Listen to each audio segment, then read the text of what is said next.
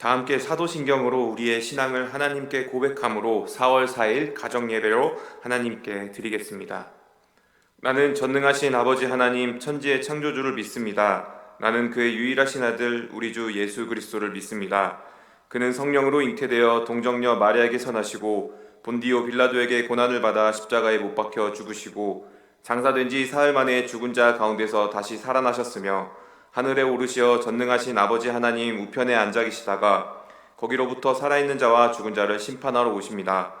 나는 성령을 믿으며 거룩한 공교회와 성도의 교제와 죄를 용서받는 것과 몸의 부활과 영생을 믿습니다. 아멘. 네, 함께 기도드리겠습니다. 하나님 아버지, 가족들과 한 마음으로 예배 가운데 나아갑니다.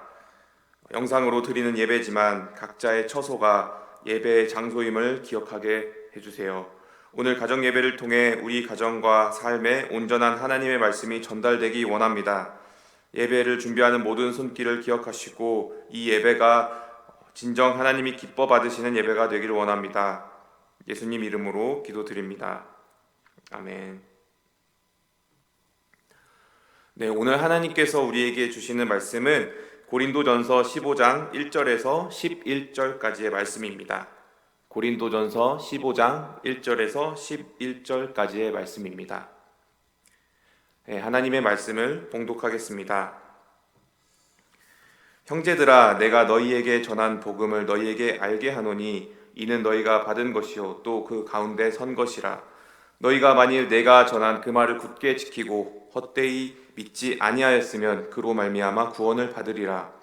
내가 받은 것을 먼저 너희에게 전하였노니 이는 성경대로 그리스도께서 우리 죄를 위하여 죽으시고 장사 지낸 바 되셨다가 성경대로 사흘 만에 다시 살아나사 게바에게 보이시고 후에 12 제자에게와 그 후에 500여 형제에게 일시에 보이셨나니 그 중에 지금까지 대다수는 살아있고 어떤 사람은 잠들었으며 그 후에 야고보에게 보이셨으며 그 후에 모든 사도에게와 맨 나중에 만삭되지 못하여 난 자 같은 내게도 보이셨느니라.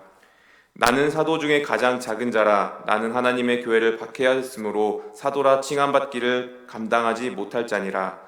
그러나 내가 나 된 것은 하나님의 은혜로 된 것이니 내게 주신 그의 은혜가 헛되지 아니하여 내가 모든 사도보다 더 많이 수고하였으나 내가 한 것이 아니요 오직 나와 함께 하신 하나님의 은혜로라. 그러므로 나나 그들이나 이같이 전파함에 너희도 이같이 믿었느니라. 이는 살아계신 하나님의 말씀입니다. 아멘.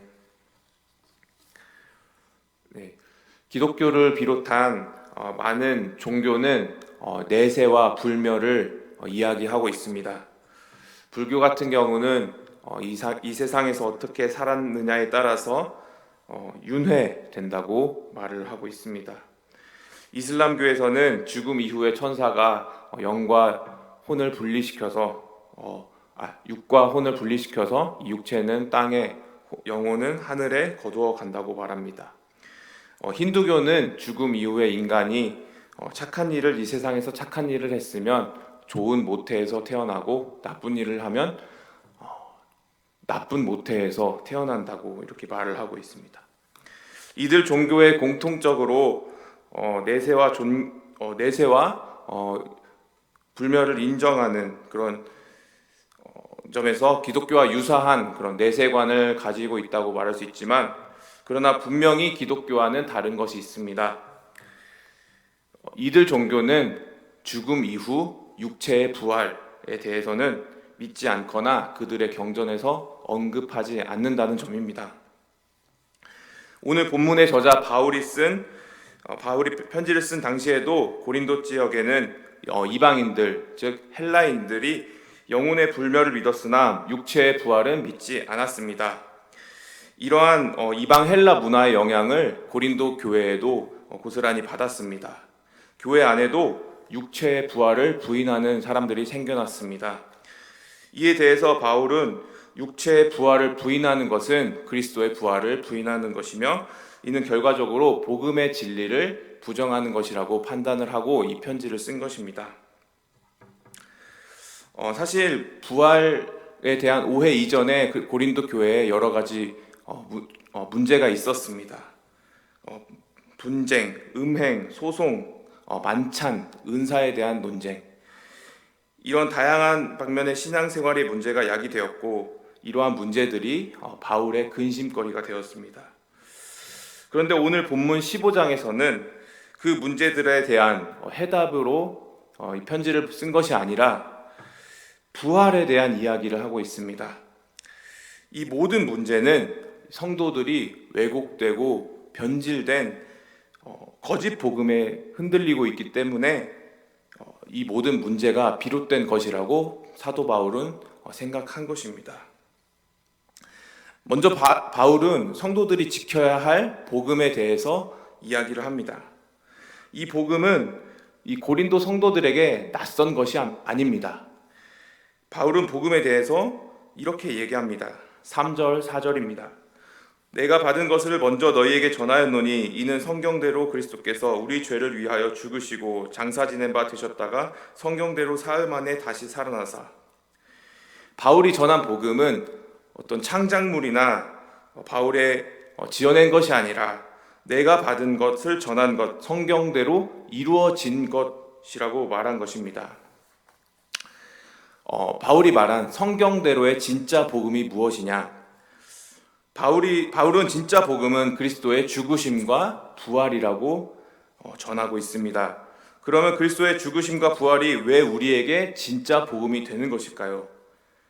그것은 그리스도께서 우리 죄를 위하여 죽으셨기 때문입니다.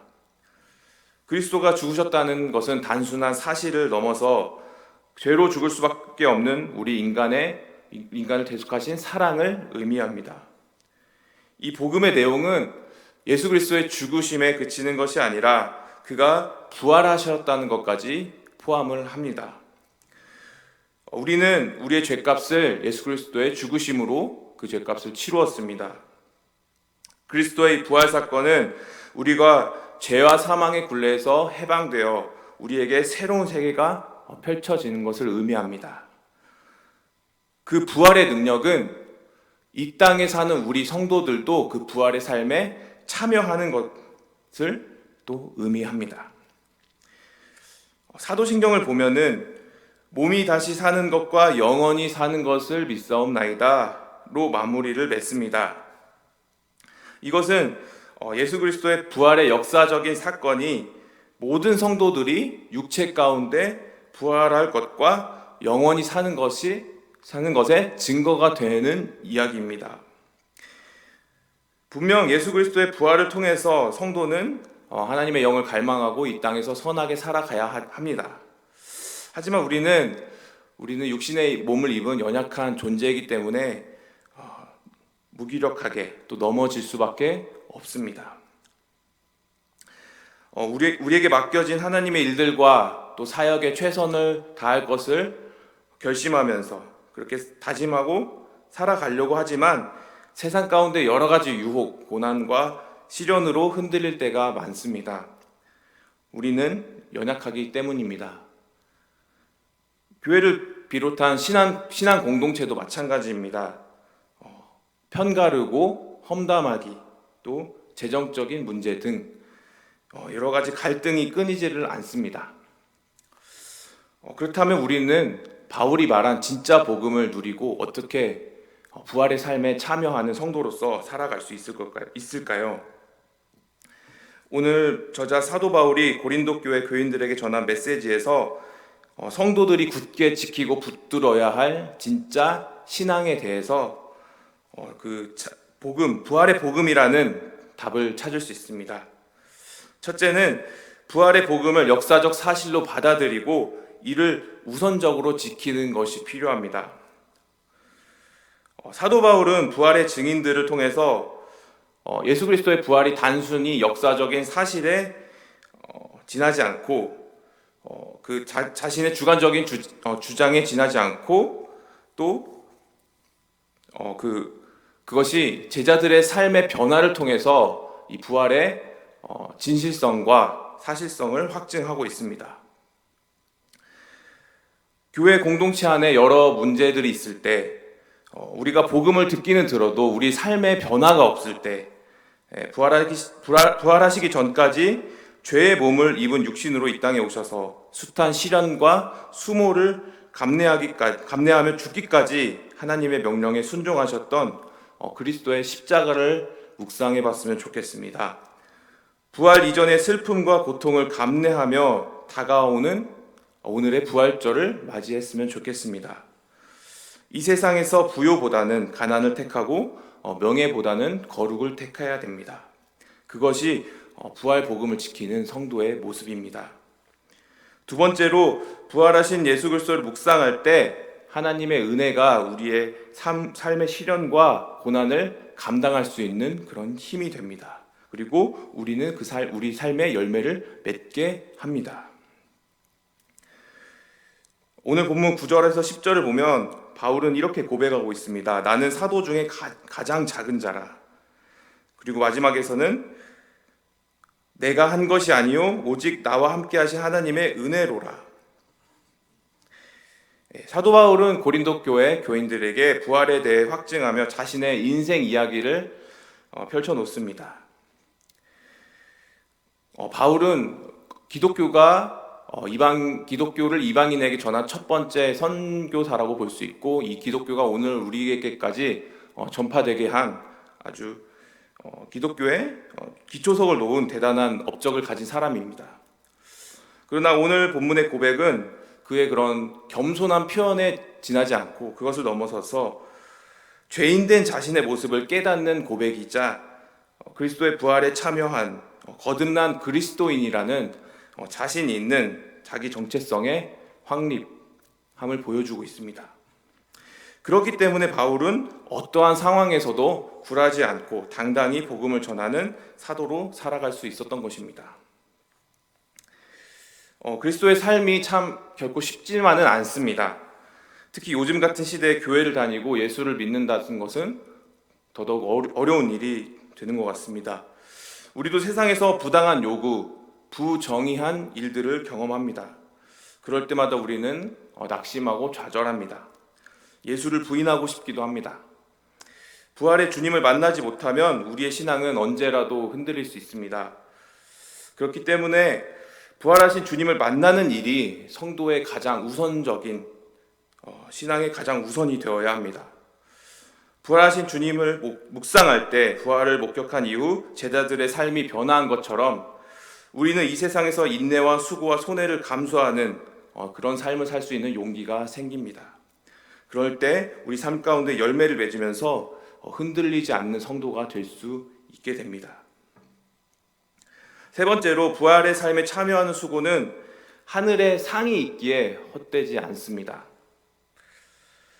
11절에 보면 그러므로 나나 그들이나 이같이 전파하매 너희도 이같이 믿었느니라 라고 기록되어 있습니다. 나나 그들이나, 그들은 부활의 증인을 말합니다. 이들 역시 다른 사도들과 동일한 복음을 전파했습니다. 부활의 증인들은 자신이 경험한 하나님의 은혜를 자신의 남은 인생을 통해 증거했습니다. 미국의 짐 엘리엇이라는 청년이 있었습니다. 휘튼 대학을 수석으로 졸업한 29살의 장래가 촉망되는 청년이었습니다. 미국과 세계가 그를 간절히 필요로 하고 있었습니다. 그런데 그는 복음을 증거하고자 하는 강한 열정 때문에 하나님의 부르심을 위하여 세상의 성공을 위한 그 모든 부르심을 포기하고 과테말라의 살인족이라고 불리는 아우카족에게로 갔습니다. 도착하자마자 엘리엇은 아우카족의 창 끝에 찔려서 죽임을 당했습니다. 그가 죽을 때 그의 호주머니에는 권총이 있었습니다. 그가 권총을 통해서 자신을 보호하고 도망갈 수 있었지만 그것을 사용하지 않고 죽음을 맞이했던 것입니다. 이 슬픈 소식이 미국 전역 전체에 전해지면서 미국은 슬픔에 빠졌습니다. 그때 유명한 타임지는 책 표지에 이것이 무슨 낭비인가 하며 그의 죽음을 어리석은 듯이 말했습니다. 그러나 그의 부인 엘리자베스 엘리엇은 말했습니다.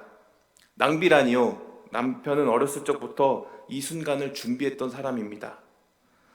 3년 후에 엘리자베스 엘리엇은 자기 남편을 죽인 부족에게 가서 복음을 전했습니다. 나는 당신이 죽인 사람의 아내입니다. 내가 당신을 찾아온 이유는 하나님의 사랑 때문입니다. 그녀를 통해 남편을 죽인 아우카족의 추장이 예수를 믿고 나중에 목사가 되어 부족의 복음을 전하고 다 예수를 믿게 되었습니다. 부활에 참여하는 삶에는 하늘의 상이 있습니다. 짐 엘리엇이 29살에 제대로 복음을 증거해보지 못하고 자신을 보호할 수 있는 무기가 있었음에도 불구하고 순교할 수 있었던 것은 하늘의 상을 바라보았기 때문입니다. 사랑하는 성도 여러분, 부활하신 주님이 우리와 함께 하신다는 진짜 복음을 듣고 하나님께서 각자에게 맡겨준 여러분의 사역과 수고가 흔들리지 않았으면 좋겠습니다. 사람들의 칭찬과 인정이 아니라 오직 하늘의 상을 바라보시며 그것을 감당하시면서 하나님께 인정받고 크게 쓰임받으시는 휘경의 성도분들이 되시기를 간절히 소원합니다. 기도하겠습니다.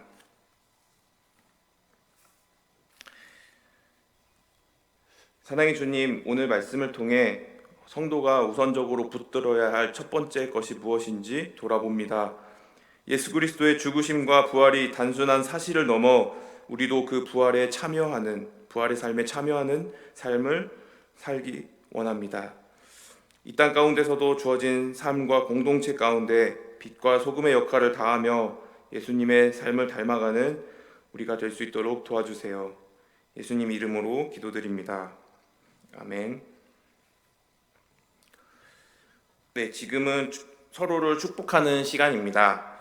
자녀를 향해서, 부모님을 향해서, 배우자를 향해서, 또 형제 자매들을 향해서 서로 마주보면서 축복합니다. 사랑합니다. 축복합니다. 3초 정도 더 계속하겠습니다. 예배를 마친 후에도 이 시간을 계속 가지시기를 바랍니다. 이제 주님께서 가르쳐 주신 기도로 가정 예배를 마치겠습니다. 하늘에 계신 우리 아버지, 아버지의 이름을 거룩하게 하시며 아버지의 나라가 오게 하시며 아버지의 뜻이 하늘에서와 같이 땅에서도 이루어지게 하소서. 오늘 우리에게 일용할 양식을 주시고 우리가 우리에게 잘못한 사람을 용서하여 준 것 같이 우리 죄를 용서하여 주시고 우리를 시험에 빠지지 않게 하시고 악에서 구하소서. 나라와 권능과 영광이 영원히 아버지의 것입니다. 아멘.